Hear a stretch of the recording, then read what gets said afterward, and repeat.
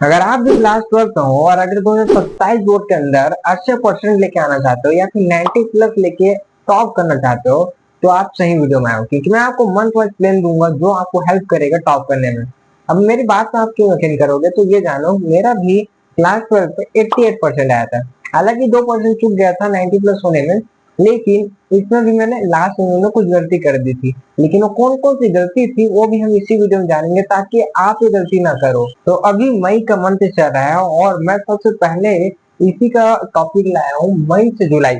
मतलब कि जो ये 3 महीने हैं, मई जून जुलाई, ये 3 मंथ है। इस 3 मंथ में आप घर में हो, आपको कुछ कहीं जाना नहीं है। अगर आप कोचिंग कर रहे होगे तो अलग मैटर है, लेकिन अगर आप घर में हो, अगर ऑनलाइन स्टडी कर रहे हो, तो आप टोटल घर ही में हो, तो आपके पास एक अच्छा अपॉर्चुनिटी बनता है अपने आप को समझने का। जस्ट लाइक अगर आपको लगता है कि मेरा कोई वीक चैप्टर है या वीक सब्जेक्ट है, तो आप उस पर फोकस कर सकते हो, क्योंकि ये वक्त अपने आप को इम्प्रूव करने का है। अगर आपको कोई वीक पोर्शन है तो आपको उसको स्ट्रॉन्ग करना है। तो मैंने लिखा भी है, मई से जुलाई में अंदर आपको बेसिक स्ट्रॉन्ग करना है। आपको अगर बेसिक स्ट्रॉन्ग नहीं रहेगा, तो आपका बेसिक क्लियर नहीं है, तो फिर आप आगे नेक्स्ट लेवल में कैसे पढ़ पाओगे। तो आपके पास यूट्यूब में बहुत सारे वीडियोस मिल जाएंगे, आपको बेसिक चीजों का वीडियोस आपको उससे देख के अपने आप को स्ट्रॉन्ग बनाना पड़ेगा उस सब्जेक्ट में, उस टॉपिक में। और साथ ही साथ आपको एनसीईआरटी भी करना पड़ेगा, क्योंकि एनसीईआरटी लगभग सभी टॉपर्स पढ़ते ही हैं और एनसीईआरटी से काफी ज्यादा क्वेश्चन आते भी हैं। तो ये एनसीईआरटी बहुत ज्यादा स्ट्रॉन्ग करना पड़ेगा, बहुत ज्यादा पढ़ना पड़ेगा। एंड अभी आप घर में हो तो आपके पास बहुत सारा टाइम है, तो आपको हैबिट भी बनाना पड़ेगा 3-4 घंटे पढ़ने का डेली। डेली ज्यादा नहीं पढ़ना है, आपको सोच ज्यादा लगेगा, लेकिन 3-4 घंटे होते नहीं है ज्यादा, कम टाइम है। आप 3-4 घंटे में बहुत कुछ कवर कर सकते हो। और अभी जुलाई तक के तो आपको सिर्फ यही करना है, एनसीईआरटी बेसिक स्ट्रॉन्ग और 3-4 घंटे की पढ़ाई। एंड जैसे ही अगस्त आएगा तो आपको रियलाइज हो गया कि यार स्कूल तो ओपन हो गया एंड स्कूल का पढ़ाई भी स्टार्ट हो चुका है, लेकिन आपको समझ में आ गया होगा कि तब तक आपके स्ट्रॉन्ग जो वीक सब्जेक्ट थे स्ट्रॉन्ग बन चुके हैं, आपने अपना बेसिक स्ट्रॉन्ग कर चुका है एंड एनसीईआरटी भी काफी ज्यादा पढ़ रखा है। जहाँ से स्कूल लाइफ चालू करेंगे वहां से तो आपने खत्म कर चुका है पढ़ के, तो आपको स्कूल की पढ़ाई को अलग लेके चलना है। वो जो चाह रहा है उसको चलते रहने देना है एंड उसका सिलेबस को साइड में रख के अपने आप में फोकस करते रहना है, जिस तरीके से मैंने बताया। अब इस तरीके से आपका बेसिक स्ट्रॉन्ग हो चुका रहेगा, एनसीईआरटी आप पढ़ चुके होंगे, कुछ कुछ बचा होगा मानता हूँ, लेकिन आपका लगभग तैयारी हो चुका रहेगा।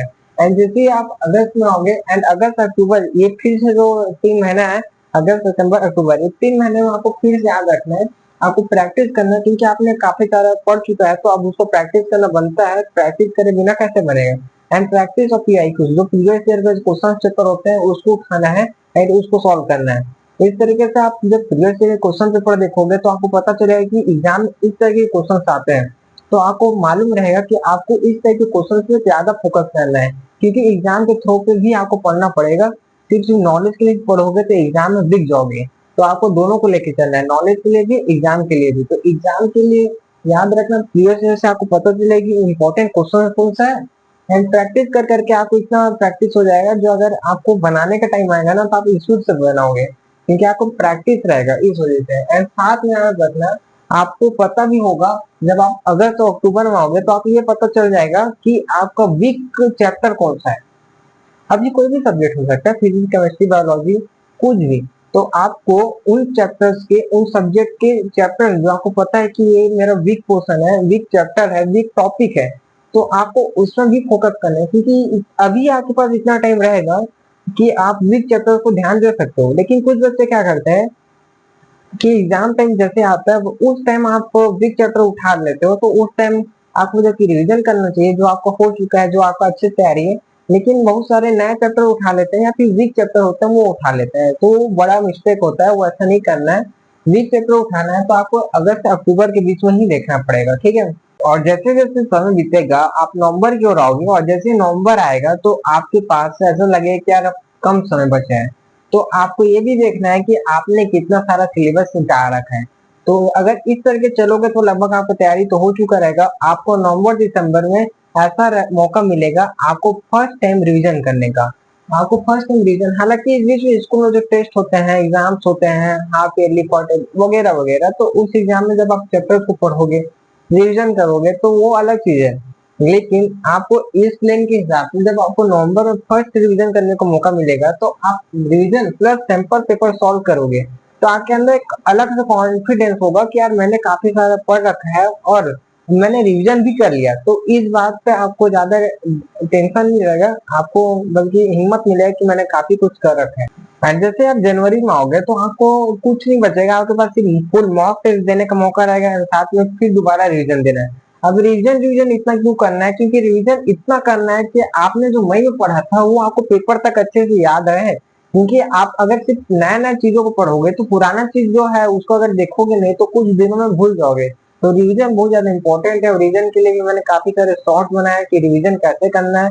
लेकिन आपको रिवीजन इस प्लान के हिसाब से आपको एक बार नवंबर में मिलेगा, एक बार दिसंबर जनवरी और फरवरी के टाइम में मिलेगा जब पेपर आपका स्टार्टिंग होता मतलब चालू होता रहता है लगभग फरवरी मार्च में। तो आपको उसमें भी रिवीजन करते रहना है एंड फुल मॉक टेस्ट देना है। तो आपका रिटर्न एंड ओरल हर तरीके से प्रैक्टिस रहेगा तो आपको काफी ज्यादा हेल्प हो जाएगा एग्जाम आते तक के अच्छे से याद रखने के लिए सभी सब्जेक्ट के टॉपिक्स को। अब देखो आप डेली रूटीन कैसे रख सकते हो। डेली रूटीन कुछ इस तरीके से देख सकते हो, 2 घंटा कॉन्सेप्ट पढ़ लिया, 2 घंटा आपने प्रैक्टिस कर लिया एंड 1 आवर आपने रिविजन कर लिया। जो चीजों को आपने पढ़ा उस टाइम में उसी चीजों को दोबारा रिविजन कर लिया।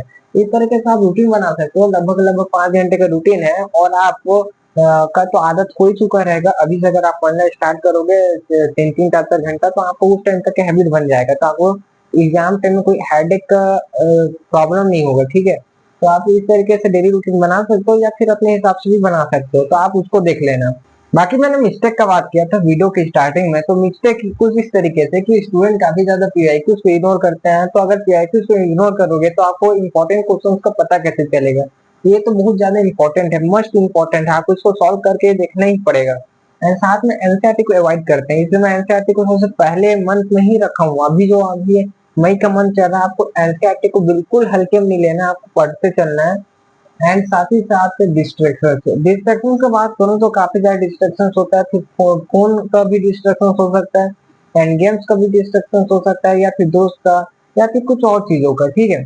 अब डिस्ट्रैक्शन से बचना बहुत ज्यादा जरूरी है। अगर इस टाइम में अगर ज्यादातर बात करूँ स्क्रोलिंग करना, मोबाइल में रील्स स्क्रॉल करना, इसका भी ज्यादा डिस्ट्रैक्शन रहता है ना। तो आपको कोई इस तरीके का भी डिस्ट्रैक्शन लेके नहीं चलना है। और मैं कहूँ ना तो मेरा जो प्रॉब्लम था यही था। अब मेरा भी डिस्ट्रैक्शन था लेकिन मोबाइल या फिर स्क्रोलिंग करने का नहीं था, मैंने सब चीज बंद कर रखा था। लेकिन एक और डिस्ट्रैक्शन था, बाकी उस डिस्ट्रैक्शन का रिग्रेट मेरे को इस तरीके से रहता है कि मैंने 88% स्कोर किया 88, लेकिन मैं कुछ और भी अच्छा कर सकता था। हालांकि वो भी एक अच्छा परसेंट है, लेकिन मैं अगर इसमें भी फंसा रहता तो शायद कुछ और अच्छा कर लेता। तो आप इस चीजों से बचिए, साथ ही साथ मेहनत कीजिए और वीडियो पसंद आया तो लाइक करना।